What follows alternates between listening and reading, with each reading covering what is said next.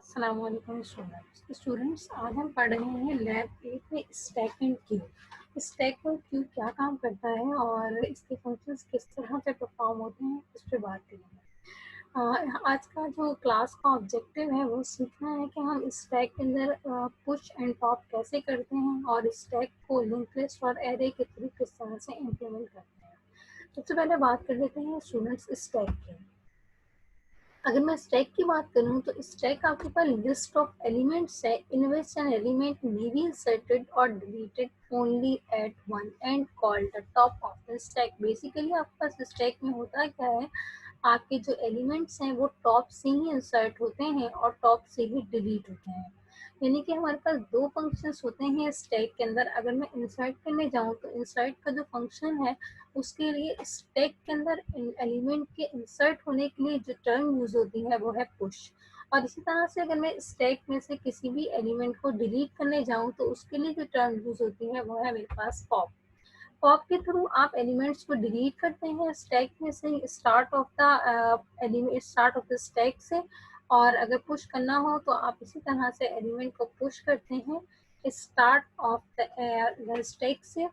अच्छा, इसके बाद अगर मैं बात करूं कि स्टैक आपके पास जिस उस पे एल्गोरिथम पे काम करता है, जिस लॉजिक पे काम करता है वो है आपका स्लीपो लास्ट इन फर्स्ट आउट। जो एलिमेंट सबसे लास्ट में जाएगा वही आपके पास फर्स्ट में आउट होगा। यानी कि अगर मैं बात करूं कि आप पिक्चर के थ्रू आपसे बात करूं, सबसे पहले मैंने एलिमेंट इंसर्ट किया 1, उसके बाद जब मैंने सेकंड एलिमेंट पुश किया तो इसके ऊपर सेकंड एलिमेंट पुश हुआ, यानी कि 2 यहाँ पर आया। देन इसी तरह से 3 और 4, फिर मेरे पास 5 और अब 2 सो ऑन इसी तरह से पुश होते चले गए। तमाम एलिमेंट्स इस तरह से स्टैक में पुश हो गए। इसी तरह जब मैं पॉप करने जाऊंगी तो सबसे पहले जो एलिमेंट पॉप होगा वो होगा 6, देन 5, 4, 3, 2, 1। इस तरह से आपके पास एलिमेंट्स स्टैक के अंदर पॉप होते हैं। The operator of adding means pushing an item onto a stack, and the operation of removing the popping an item from a stack may be implemented respectively by the following procedure called push and pop. Push and pops के through आप ये दो operation perform कर सकते हैं insert और remove element के।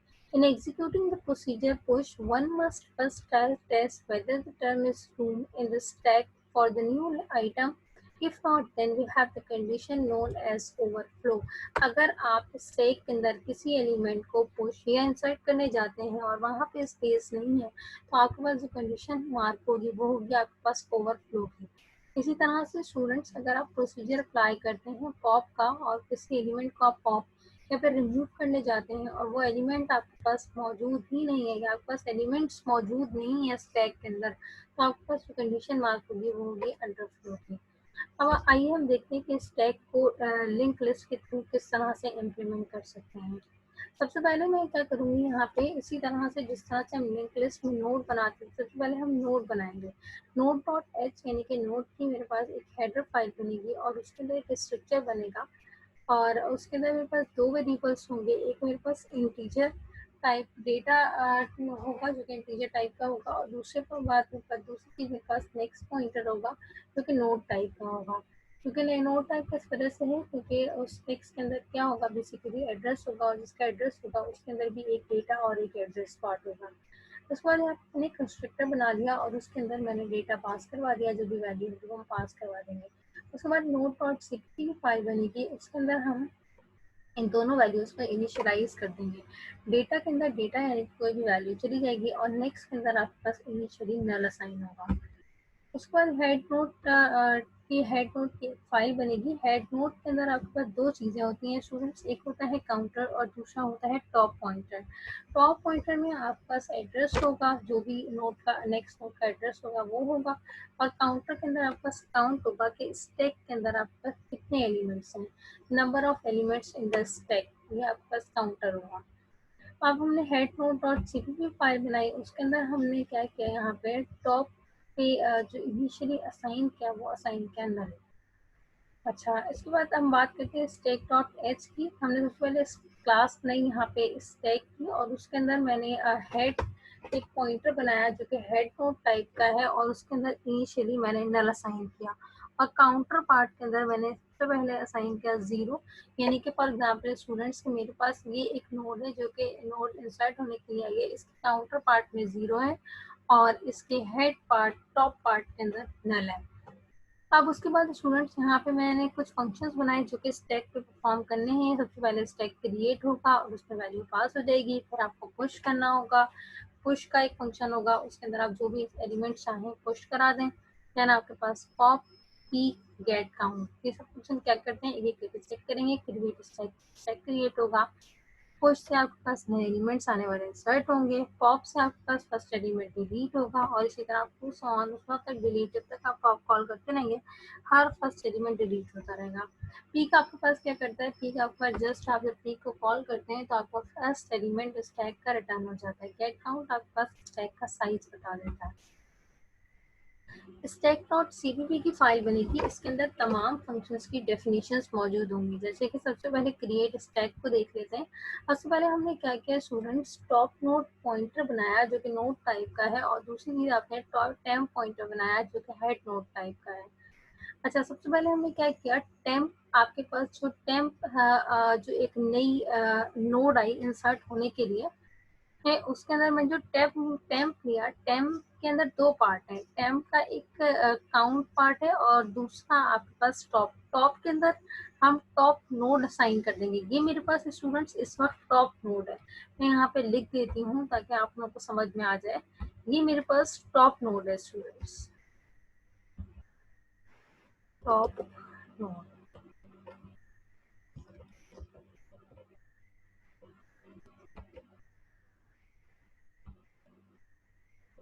अच्छा, ये मेरे पास इस वक्त टॉप नोड है, मैं सिलेक्ट करके थोड़ा सा सेट कर देती हूँ। ये मेरे पास स्टूडेंट्स इस वक्त टॉप नोड यहाँ पर मौजूद है और टॉप नोड में मेरे पास जो एलिमेंट मुझे इंसर्ट करना है वो है 10।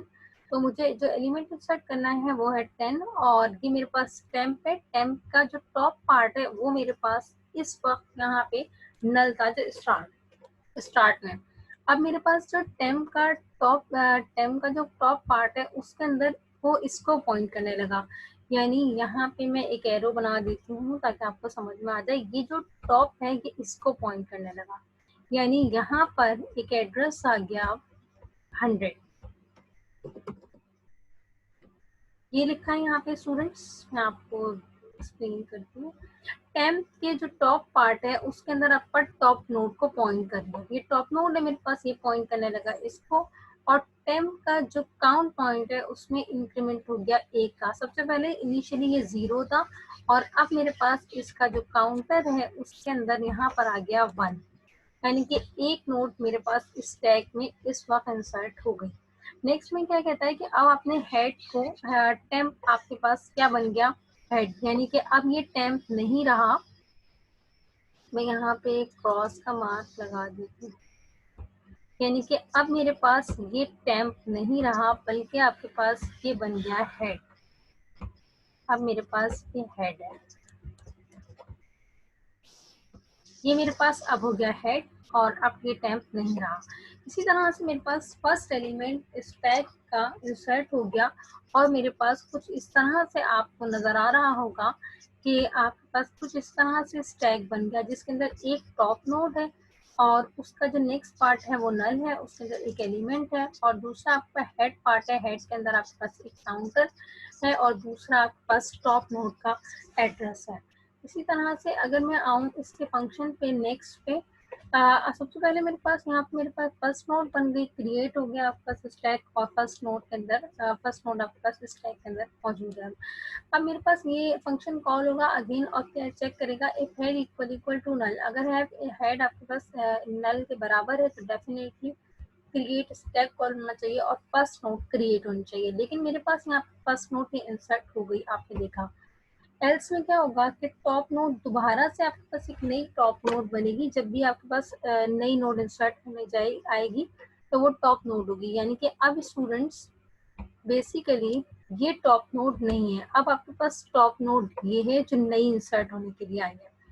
ये टॉप नोड है मेरे पास जो कि इंसर्ट होने के लिए आई है। कहता है कि टॉप नोड का नेक्स्ट स्टूडेंट्स ये है, टॉप नोड का जो नेक्स्ट है आप उसके अंदर क्या असाइन कर दें, टॉप नोड का नेक्स्ट आपके पास ये है, टॉप नोड का जो नेक्स्ट है वो पॉइंट करने लगे हेड के टॉप को, हेड का टॉप मेरे पास है 100, यानी कि आपका जो कनेक्शन है वो कुछ इस तरह से हो जाए, ये कनेक्शन यहाँ से इस जगह पे आ जाएगा, ये इस तरह से कनेक्शन हो जाएगा और ये कनेक्शन यहाँ से खत्म हो जाएगा,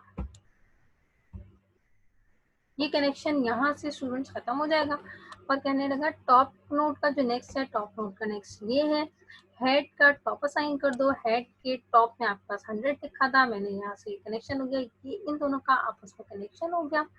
हाँ, क्योंकि मैंने आपसे कहा था कि स्टैक हमेशा फर्स्ट जो भी आपके पास इंसर्टेड फर्स्ट का फंक्शन होता है वो चलता है स्टैक के अंदर, यानी स्टैक के अंदर जब भी एलिमेंट इंसर्ट होते हैं तो वो स्टार्ट से होते हैं, ये मेरे पास स्टार्ट में एक एलिमेंट आके इंसर्ट हो गए यानी कि 20, अब मेरे पास सबसे पहले है 20 और उसके बाद ये दोनों आपस में इस तरह से कनेक्टेड हैं कि अच्छा सॉरी, ये इसका जब एड्रेस यहाँ पर जाएगा तो इन दोनों का आपस में कनेक्शन हो जाएगा, यानी कि इसका कनेक्शन कुछ यूं होगा, ये कनेक्शन कुछ यूं होगा,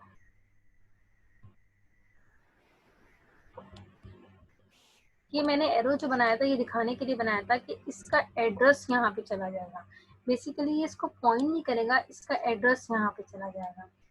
ठीक है, मैं यहाँ से ये वाली लाइन रिमूव कर देती हूँ।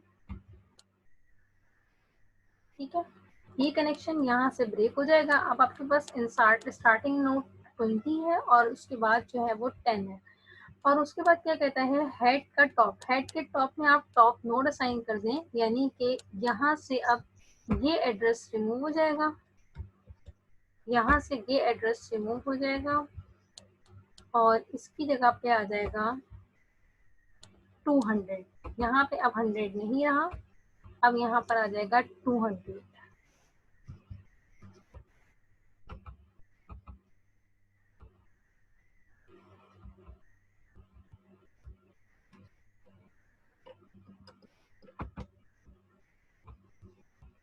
यहाँ पे 200 लिख देती हूँ,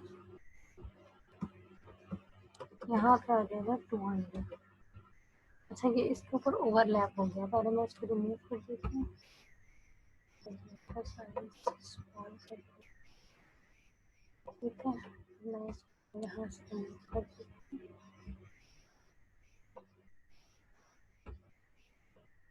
यहाँ पे अब मेरे पास जो काउंट आ गया वो हो गया 2 और यहाँ पे असाइन हो गया एड्रेस 200।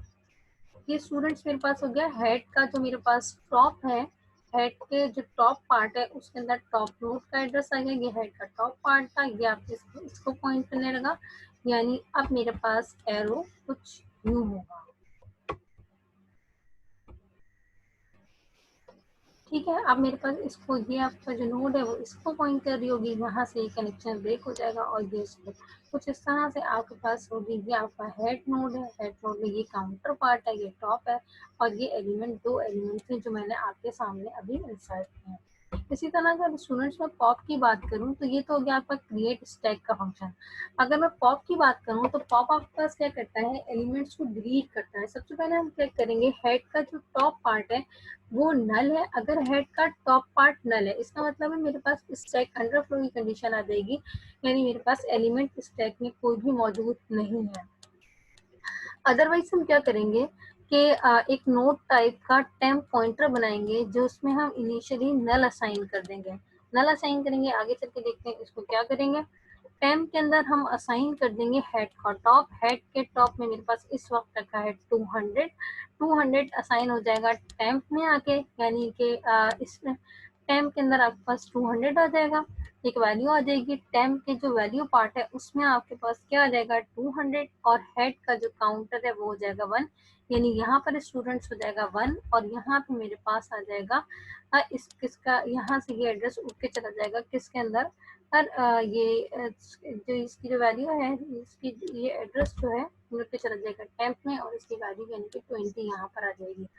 अब उसके अंदर क्या होगा, हेड के टॉप, हेड का जो टॉप है उसके अंदर हेड के टॉप का नेक्स्ट, हेड का जो टॉप है उसका नेक्स्ट है आपके पास ये, यानी कि इसका एड्रेस इस जगह पर आ जाएगा, आप यानी 100 यहाँ पर आ जाएगा, मैं इसको लिख देती हूँ यहाँ पे, ये रिमूव हो जाएगा और इसकी जगह पे स्टूडेंट्स आ जाएगा 100 और ये भी रिमूव हो जाएगा, इसकी जगह काउंटर में माइनस माइनस मैंने यहाँ पे चलाया है, तो यहाँ पे मेरे पास, अच्छा मैं इसका कलर भी चेंज कर देती हूँ, यहाँ पर असाइन हो जाएगा 1 और यहाँ पे असाइन हो जाएगा 100। ये मेरे पास वो नई वैल्यू होगी जो कि इस डिक्रीमेंट के बाद आएगी, यानी कि जब मेरे पास फर्स्ट एलिमेंट यहाँ से रिमूव हो जाएगा तो यहाँ पर हो जाएगा 1 और स्टार्ट में आपके पास 100 आ जाएगा, यानी हेड के टॉप में आपके पास जाएगा नेक्स्ट आ जाएगा टॉप का नेक्स्ट आपके पास ये था, तो यहाँ पर इसके अंदर 100 आ जाएगी, ये एक का डिक्रीमेंट हो जाएगा और टी डेटा आपके पास जो वेरिएबल है उसके अंदर आपके पास क्या चीज़ आ जाएगी, उसके अंदर आपका टेम का डेटा पार्ट आ जाएगा और टेम की डेटा पार्ट में मेरे पास रखा हुआ था 20। जब भी हम कोई पॉप अप करते का फंक्शन अप्लाई करते हैं स्टैक पे, तो उसकी फंक्शनैलिटी क्या होती है कि वो जो भी एलिमेंट पॉप करता है वो रिटर्न कर देता है, उसके बाद डिलीट कर देंगे हम टेम जो स्टार्ट हमने बनाया था, रिटर्न कर देंगे वो डेटा जिसे हमने डिलीट किया। इसी तरह स्टूडेंट्स बात कर लेते हैं पीक के फंक्शन की। पीक का फंक्शन क्या चेक करेगा, सबसे पहले चेक करेगा अगर हेड नल है तो रिटर्न कर देगा -1 यानी एलिमेंट मौजूद नहीं है, अदरवाइज क्या करेगा हेड के टॉप में जाएगा और हेड के टॉप में जो भी एड्रेस होगा उसका डेटा पार्ट रिटर्न कर देगा, यानी अगर मैं इस वक्त चेक करूँ तो 100 यानी कि इस वक्त ये 10 रिटर्न करेगा मुझे अगर मैंने डिलीट ना किया हो तो। और गेट काउंट का क्या काम होगा, गेट काउंट का जो फंक्शन है वो मुझे काउंटिंग रिटर्न करेगा, यानी मेरे पास स्टैक में कितने एलिमेंट्स मौजूद हैं। अब बात कर लेते हैं ड्राइवर फंक्शन, ड्राइवर पार्ट की फाइल की, ड्राइवर डॉट सीपीयू की जो फाइल होगी मेन का फंक्शन, यानी कि उसके अंदर पहले आपके जो क्लास है स्टैक उसका ऑब्जेक्ट बनाएंगे, 3 बार आप पुश का फंक्शन कॉल होगा, जब 3 बार पुश का फंक्शन कॉल होगा सबसे पहले मेरे पास इंसर्ट होगा स्टैक में 1, उसके बाद 2 3, अगर मैं प्रिंट करवाऊँ तो ये कैसे प्रिंट होगा, सबसे पहले जो एलिमेंट इंसर्ट हुआ होगा वो सबसे एंड में होगा 3 2 1, तो मैं पीक चेक करूंगी तो मेरे पास जो रिटर्न होना चाहिए एलिमेंट वो होना चाहिए 3, यानी कि यहाँ पे 3 रिटर्न होना चाहिए। गेट काउंट तो मेरे पास 3 रिटर्न होगा, तो मैं 3 बार पॉप करूंगी, सबसे पहले जो एलिमेंट पॉप होगा वो होगा 3, देन आपके पास 2 और उसके बाद 1, और मैं दोबारा यहाँ पॉप चलाऊंगी तो मेरे पास अंडर फ्लो का एरर आ जाएगा, यानी कि इसके अंदर आपके पास वैल्यू मौजूद नहीं है जिसे आप पॉप करने जा रहे हैं। गेट काउंट करूंगी तो काउंटर आपको 0 रिटर्न करेगा क्योंकि कोई भी एलिमेंट मौजूद नहीं होगा। इस तरह से आपके पास स्टैक को इम्प्लीमेंट करते हैं लिंक लिस्ट के थ्रू। नेक्स्ट वीडियो ट्यूटोरियल के अंदर इस चीज़ की बात करेंगे कि हम स्टैक को यूजिंग एरे किस तरह से इम्प्लीमेंट कर सकते हैं। Thank you for watching students.